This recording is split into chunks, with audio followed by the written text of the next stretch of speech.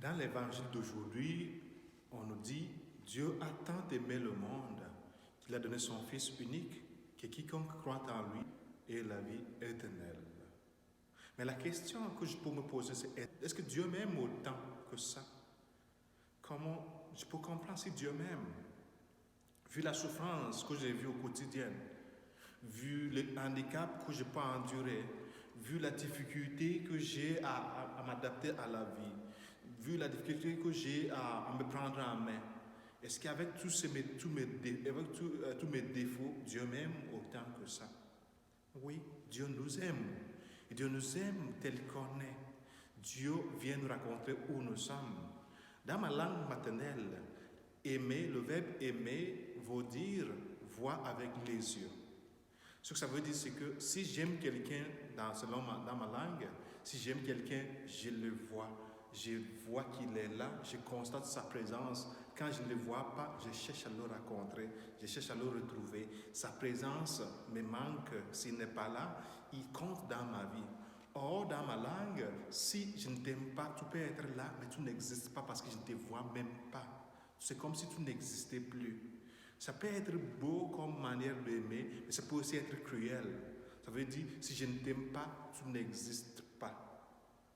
Mais si nous prenons dans le cas de Dieu qui nous aime, Dieu aussi aime et il voit. Si on voit dans des endroits où Dieu est intervenu, je prends le cas du peuple d'Israël en Égypte, on nous a dit, Dieu a vu la misère de son peuple, il dit, j'ai vu la misère de mon peuple, je suis descendu pour les aider. Dieu a vu et il est descendu pour aider.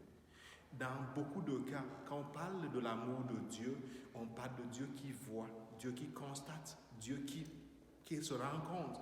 Dieu, on donne l'attribut de vision à Dieu. On donne l'attribut d'un Dieu qui constate, un Dieu qui fait l'expérience humaine. Qu'est-ce que ça veut dire? Comment je peux comprendre que Dieu m'aime, même si j'ai vu la difficulté? Dieu m'aime parce que je ne suis pas seul dans ma difficulté. Demande-toi, pourquoi toi, malgré toutes tes difficultés, tu es encore debout aujourd'hui? Demande-toi, malgré toutes tes difficultés, tu te relèves encore. Malgré tout ce que tu vis, Dieu est toujours là pour t'aider.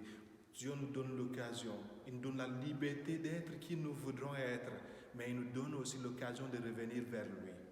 Pourtant, l'amour de Dieu ne s'impose pas. Dieu n'impose pas là son amour à nous. Dieu nous donne l'occasion. Il nous montre son visage. Il nous envoie des gens pour se manifester son amour. Dieu ne descendrait pas du ciel pour venir m'aimer parce que même s'il descend, je ne le verrai pas.